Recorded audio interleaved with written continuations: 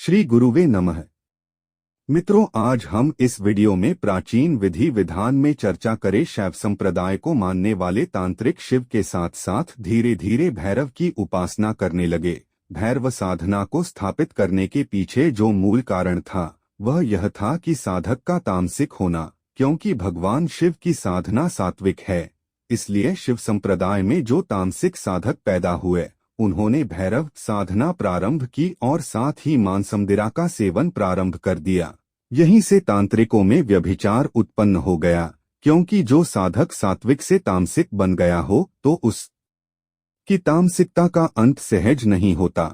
धीरे धीरे भैरवोपासकों ने एवं नौ दुर्गा उपासकों ने अपने आप को नीचे की तरफ गिराना प्रारंभ कर दिया। धीरे धीरे मूल साधनाएं और सात्विक साधनाएं समाप्त होने लगी और सभी जगह तामसिकता ने स्थान ग्रहण कर लिया। 9 दुर्गाओं का स्थान 64 योगिनियों ने ले लिया और साथ ही साथ डाकनी शाकनी की पूजा नवदुर्गा के सात्विक और तामसिक साधकों ने प्रारंभ कर दी। दूसरी तरफ भैरव साधना करने वाले साधक भूत प्रेत की सिद्धि करने लगे। इन साधकों का मुख्य ध्येय यही था कि आम व्यक्तियों को अपनी सिद्धि का चमत्कार दिखाया जा सके और चमत्कार के द्वारा अपना स्वार्थ सिद्ध किया जा सके। अब तांत्रिकों का व्यभिचार बढ़ता चला गया। तंत्र के इस विभत्स रूप को देखकर आम व्यक्ति सामने आया, जो शास्त्रों की बड़ी बड़ी सिद्धियों को तो नहीं कर सकता था, अपितु वह परमात्मा के लिए श्रद्धा और भावना से भरा हुआ था। इन आम व्यक्तियों ने छोटे छोटे मंत्र जिनको कि यह आसानी से याद कर सकते थे, उनका जाप प्रारंभ कर दिया। इन मंत्रों में अधिकतर साबर मंत्र थे, क्योंकि साबर मंत्र आम बोलचाल की भाषा में होते थे और इन्हें याद करना भी आसान होता था। कहते हैं कि श्रद्धा में शक्ति होती है और इन आम व्यक्तियों की श्रद्धा रंग लाई और ओझागुनियों का मत प्रारंभ हो गया। ये ओझागुनी साधक न तो कोई लंबा चौड़ा विधान जानते थे और न ही कोई विशेष कर्मकांड करते थे। यह साधक तो श्रद्धा और भावना से भरे हुए थे।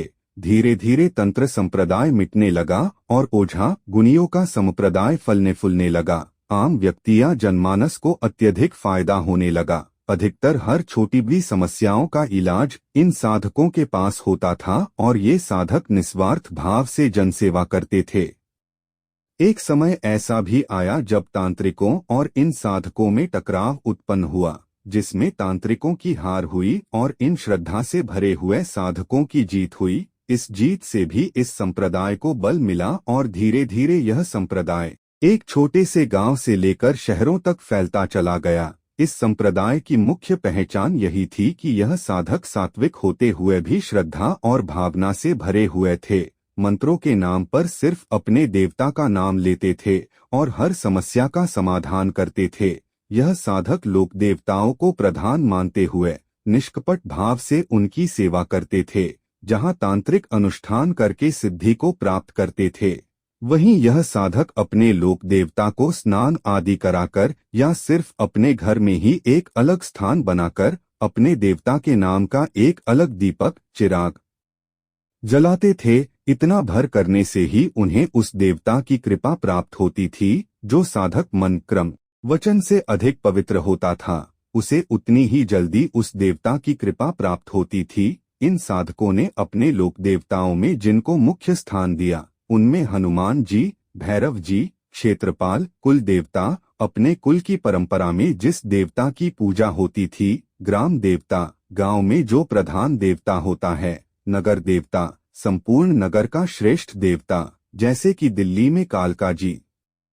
सिर्फ इतना ही नहीं, इन साधकों ने हिंदू और मुस्लिमों का भेदभाव त्याग कर सैयद, पीर, परी आदि की साधना भी प्रारंभ की। प्रत्येक साधक अपनी गुरु परंपरा के अनुसार या अपनी इच्छा अनुसार देवताओं की पूजा करने लगा। इन्हीं साधकों ने कुछ समय बाद 7 माताओं की पूजा पर बल दिया और हर गांव या नगर में एक छोटे से मंदिर के रूप में इन 7 माताओं की स्थापना होने लगी। साधकों के साथ साथ आम व्यक्ति भी इन माताओं की पूजा करते लगा। आज भी होली से ठीक 7 दिन बाद जो शीतला माता की पूजा होती है, वह वास्तव में 7 माताओं की पूजा होती है। 7 माताओं की सहज पूजा के मूल में 10 महाविद्याओं में से 7 महाविद्याओं का रहस्य छिपा हुआ है।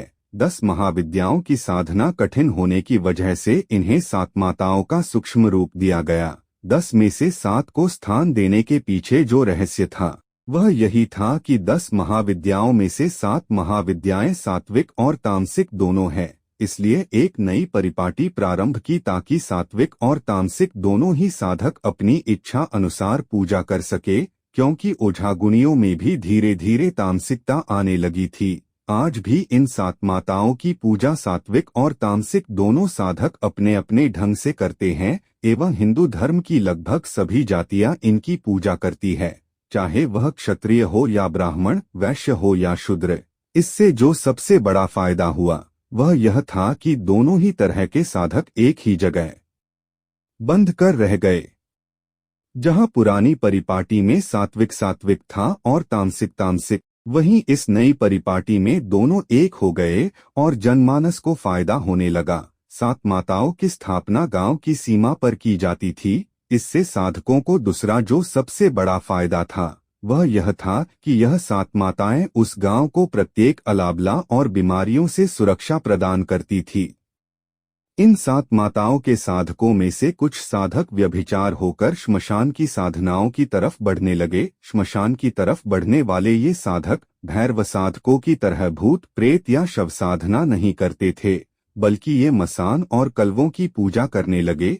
इस पूजा में यह लोग मरे हुए छोटे बच्चों के शव को बाहर निकालते और उसकी सिद्धि करते, जिसे कलवा सिद्धि या मसान सिद्धि कहा जाता है।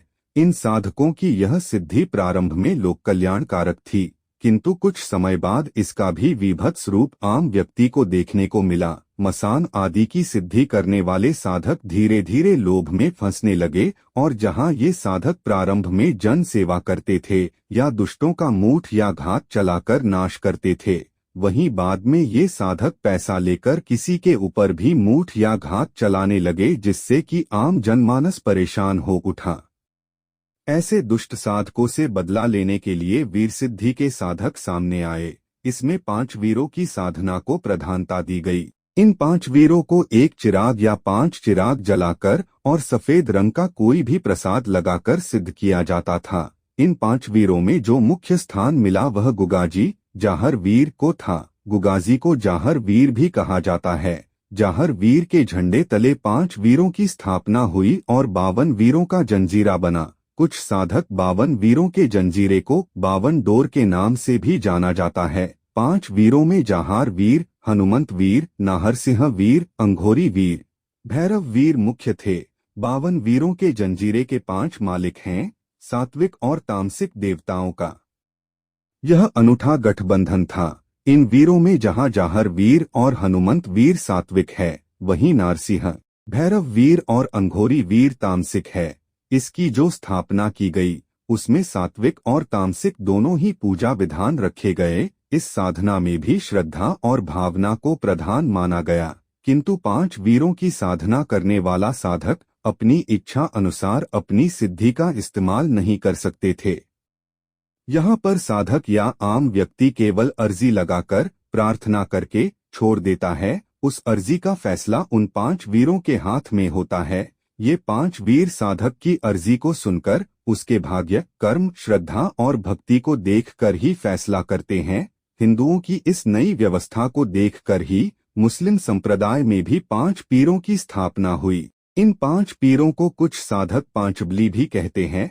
अस्तबली, शेरजंग, मोहम्मद वीर, मीरा साहब और कमाल खां सैयद जैसी व्यवस्था 5 पीरों वीरों की साधना में थी, वैसी ही परंपरा और व्यवस्था 5 पीरों में थी जैसी कि 5 वीरों में थी। दोनों ही मतों में श्रद्धा और भावना प्रदान थी। आज के समय में इस परंपरा का रूप अनेकों ही जगह देखा जा सकता है। धीरे धीरे 5 हिंदू वीर और 5 मुसलमानी पीर इकट्ठे पूजे जाने लगे।